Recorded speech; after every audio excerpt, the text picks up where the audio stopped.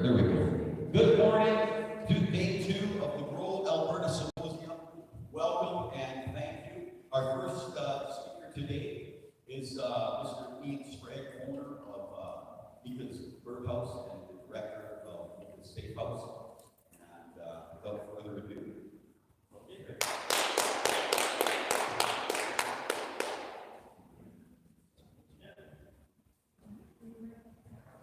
Good morning. Do I actually need this? For me. My name is Ian Sprague. I'm from Sherwood Park. I've been here for 50 some odd years. I'm going to show a quick little video once James gets that thing set up, and it's going to it's a good way to see how I got where I am. We have a retail store here in Sherwood Park, and that funds most of our activities. I'm originally an oil guy. I worked out in the field for years. My wife was a paramedic, and once that we quickly realized that we need to provide more for our pet than what we have to do. So what ended up happening was, we'd be going to pet stores around it. It wasn't a lot there, but we knew our birds needed it. Right? So because I worked in the oil field, I worked internationally all over the world. But when I went to the States, especially the southern states, I could very easily find myself some pretty fancy paraphernalia. Yeah, it's literally just things to keep their condition healthy. People want that. And when you're going for active watches, you see what they're really want. Can you hold the mic a little closer? Oh, sorry. So it's because my voice is right. Awesome.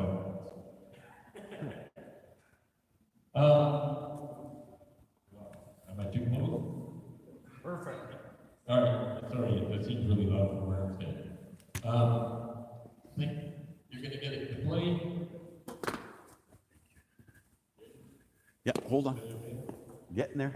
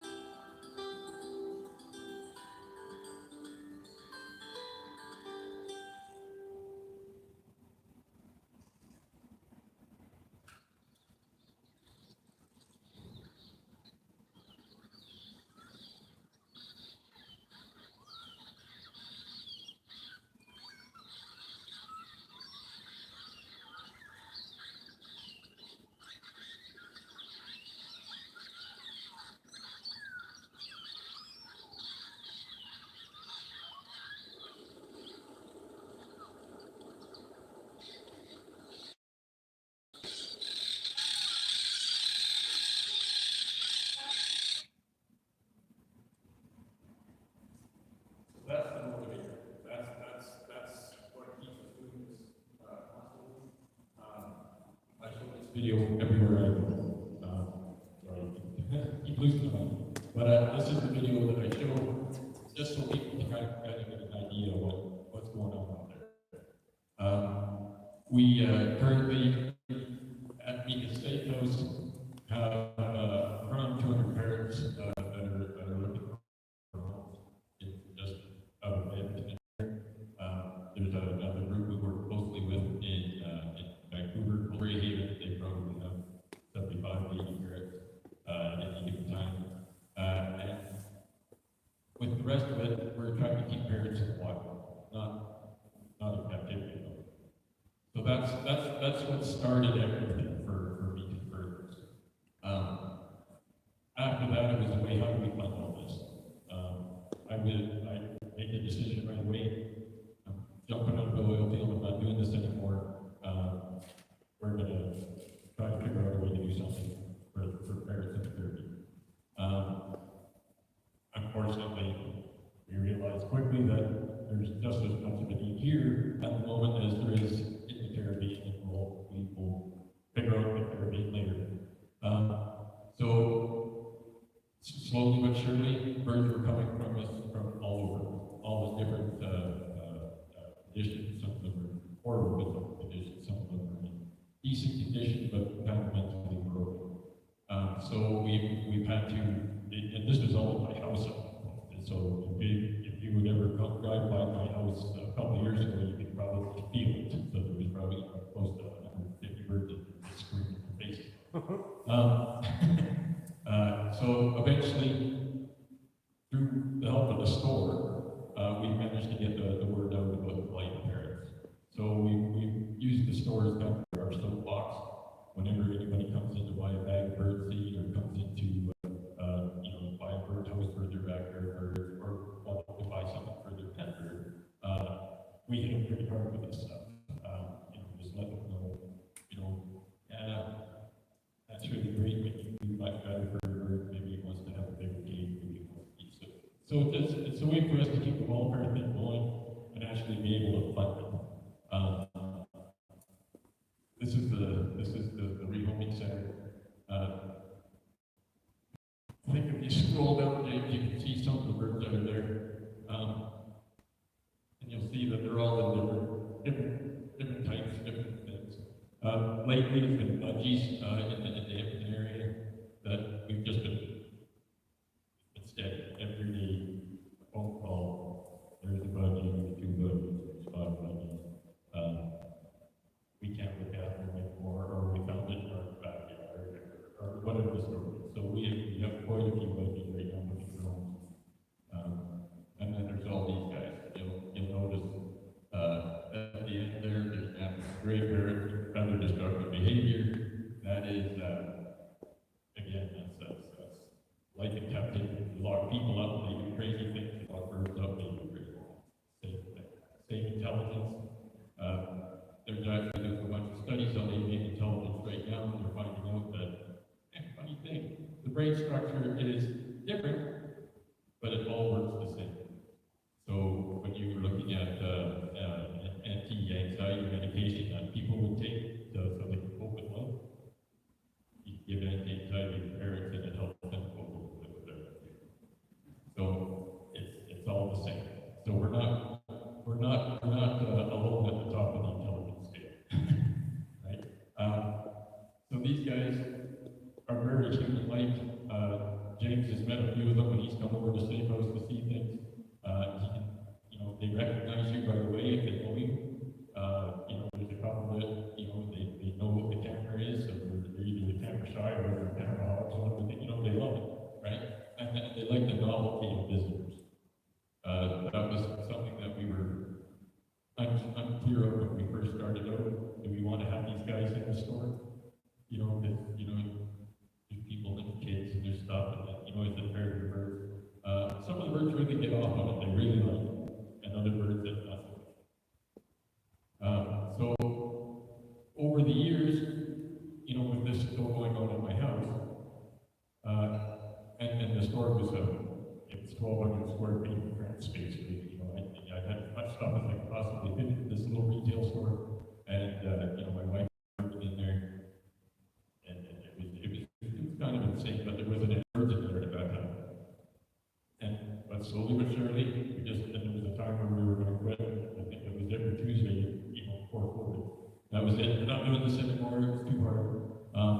And then, we always had little jokes that we tell each other now, right? Well, we're financially, we're in too far now. We can't. There's no way we hit that like that. And that was our big joke. If we don't make $50 today, that's it. We're shutting down the shop. And we'll make 52. That's a true story. It can happen all the time. A couple of times I even called the landlord one day and said, you know what? That's it. I can't do this anymore. It's financially just pulling us down the black hole. We just don't ever pay it back. And then it was like somebody was listening to that and showed up with a truckload of birdseed and said, you know what? We were at this warehouse that sat down and there was all this birdseed here. What are you taking? I said, okay, it cost me nothing. Okay, I get 3 pallets of birdseed. Guess the store stays open. Right? So that kind of stuff happened to us a lot in the early days. And then COVID hit. And we thought, well, that's it for us. Might as well wrap the border on our neck, that's it, it's over. But it wasn't. It turned out that people really all of a sudden got interested in what was going on in their backyards. And all of a sudden birdseed sales. Right? We were doing stuff with TVU, every little bit helps. That's what we've always said. It doesn't matter what we're doing, we don't say no to anything. We'll do anything. Let's try and get our name on. So we did the TVU thing, we did that, we did a thing with branding, and basically we tried. The whole process talked myself into opening another space to get, further debt. Right? But yes, we opened another space, we moved all the birds, are now in this other space. They're not at my house anymore, I have furniture again. And it's just the momentum is pulling me along. I'm not in control of anything anymore. I figured that one out a couple years ago. It's just the momentum. If I need something, it'll land me. That's really the truth of the matter. So we started after all this, and we have all this going. We've decided, okay, how can we further our work with the Caribbean and keep that going? So we partnered with the World Parrot Trust. We partnered with the Parrot Conservation Alliance, and we put ourselves in front of different governments, different agencies all through the Caribbean. And we thought, well, this is really going to be pretty easy. It shouldn't be too bad, And then all of a sudden, we started getting reports of people being murdered. We had conservationists going up and check on their nest boxes and the nest habitats of these birds, and they weren't coming back. They were being killed, and we couldn't figure that out. It took a long time for us to understand really what was going on. And it turns out parrots have a habit of nesting in really bad spots. So in Colombia, they were nesting near cocoa fields. Unfortunately, there's guys that are growing cocaine and stuff like that that really don't want their conservation just walking through, making a lot of potential blood birds. And so that was going on. So, through a bunch of different agencies, basically they have it so there's people making payments to drug traffickers to keep the nest quiet, don't bother the nest. That's all they can do, whatever you want. Don't care what you're doing with your drugs or anything like that. Protect that nest. They're good with that. So it's a little weird and it's a little on the shadier side of It's a good word, but you know what? You have to make deals where you have to make deals. And they don't want anything for that. They just want to love them. So nobody goes checks on the nest, they'll send you a picture of it. Enough. So that kind of stuff is going on all through the Caribbean. We've been talking about our partnerships with the World Parrot Trust that hire locals, to people that were once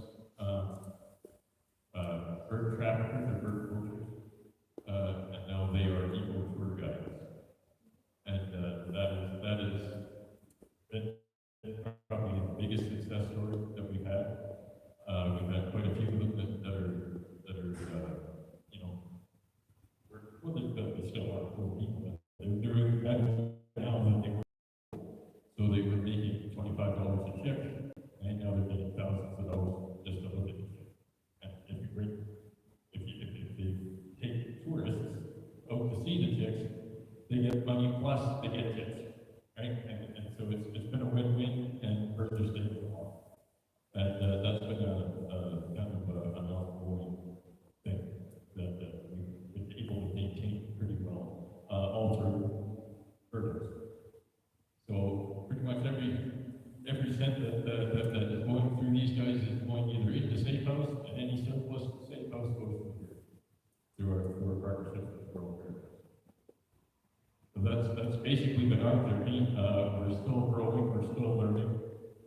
We're gonna carry on doing what we're doing, because it's not gonna let us stop. and that's basically what we have.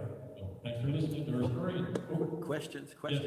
So what's coming up? I know you guys go on cruises, you go to different places, you got quite an awesome community. So Yeah. what's the next exciting thing for you? The next exciting thing for us, the fun stuff, is going to be in February. We're going back into the Eastern Caribbean with the Paralympic group, and that's through the World Fair. And how many from Edmonton are going with you? Edmonton's half the cruise, so there's going to be about, I'm going to say, 15 couples Nice. coming from the Edmonton area onto that cruise.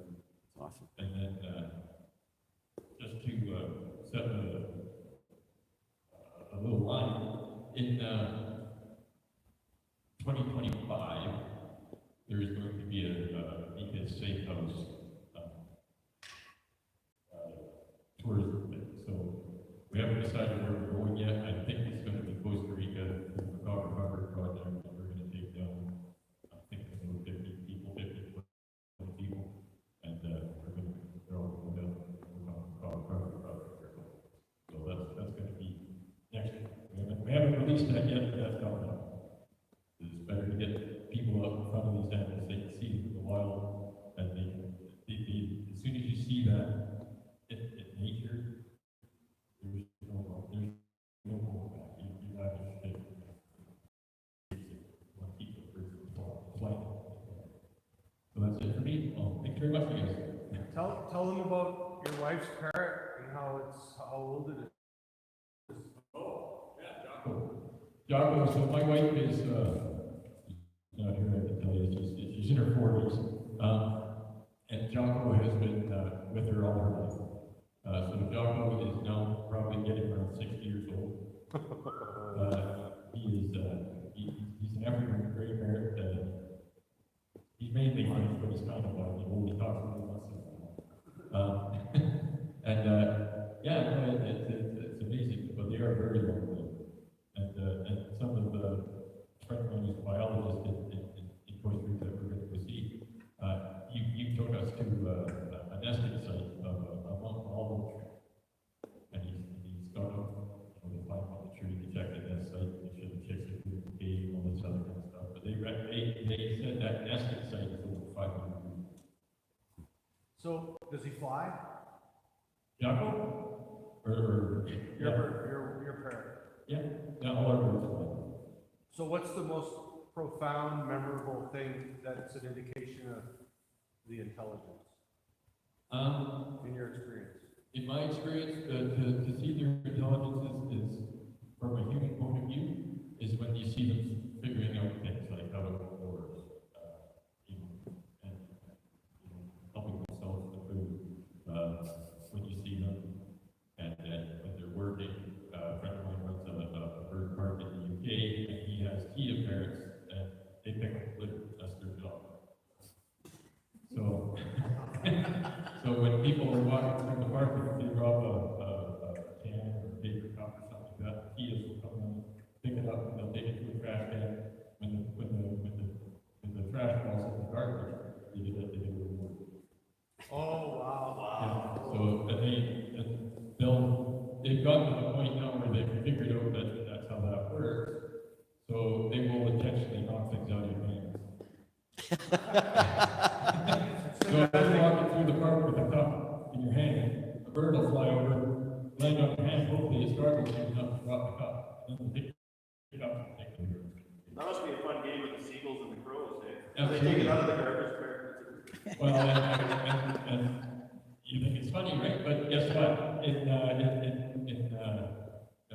Kissimmee, Florida, they have ravens that are doing the same thing. Yeah. They're African ravens they're teaching to pick up the garbage and stuff. They might be coming to a Disney park near you if they can get it done to a science. It's too bad they couldn't pick up the garbage and then on the way to the trash say to the person asshole. You never know. Or just poop on the way back. Yeah, There you go. that's what the city should have. You deposit that. I'll deposit that, right? Yeah, exactly. All right, well, thank you very much, you guys. If you have any more questions? No? Good? You do have questions. I like the way that you say from a human, intelligence from a human perspective. Yeah. Because we definitely see intelligence through our own pair of glasses.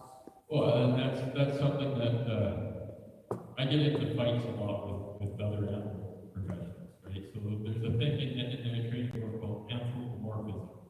And they say that's something horrible to do when you're training animals because you're giving that animal a human emotion. And I always say, but that's fine if you're talking about a specific behavior, because you want to isolate kind of the typical story. You want to work on that specifically. But once you understand that a crayfish experiences anxiety, crayfish experiences happiness, a crayfish experiences the same kind of emotions that you do, right? We have to be aware that we don't fall into a trap of anthropocentrism, where we think we're the top of the heap and nothing else matters, where we can't relate to a simple animal, we can't relate. So we have, it's a tricky line. So we need to be aware of the fact that, so brains work the same. There's more similarities between us and a crayfish than there are differences. And that's kind of a hard thing to learn, but it's true. You know, you break it down to DNA and all that kind of stuff. It's all the same, except for those two at the end. So maybe the humans have mastered the ego more than any other species. We're great storytellers. And we're always the hero of our own film. There used to be parrots around here or in North America, didn't there? North America, remember that, it never this far north, but yeah, the Caroline parrot. And, we eradicated it. Interesting. Yeah, it's what we do, right? But you know, when you talk about bird flocks, the ones that were reared were terrier pigeons. And they would come, they used to follow the buffalo, right? So the buffalo herds would be going south, and the terrier pigeons would be coming north. And when the pigeons would come north, they would blot out the sun for days, because they're in the migration, right? But all that would fertilize the grass, and the buffalo would come back north, right? So it was all part of the cycle, right? Of course, it's about the pigeons first, and then the buffalo work along after that. It's again, there's that human element of all that kind of stuff. You should be teaching at the U of A. And I've done lectures at the U of A, but my problem is I can't stay focused on it. I jump around, I get lost in my own mind, but yeah. But anyways, thank you very much, you guys. I will That's who you want to meet. Go meet her. Go at the door. Go meet her right now, man.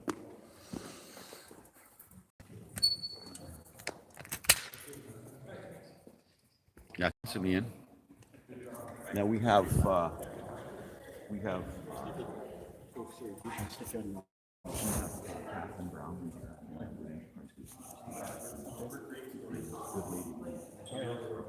Yeah.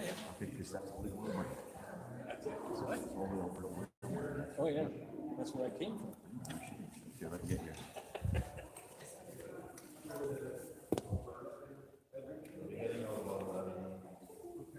So I got, I'll show you what happened.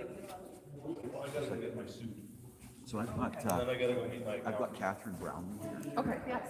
This is Catherine Brownlee at the door here. She's the president of the Alberta Enterprise Group. Okay. And it's Mayor Daniel Smith's political action committee. Oh, okay, good. So this is definitely a lady you want to meet. Yeah. Is she, when's she speaking? Right away. Okay, I was just gonna run upstairs and grab some. Sure. Right back. Say hi to Yeah. her and stuff. Yeah. Introduce her. happens when you walk away from the store. What is it? It was a seaboard, the guy Just left it. rolled it up the back of the truck and kept going. Oh. Awesome. Okay. Hold on, I gotta stop this. Okay. Come on.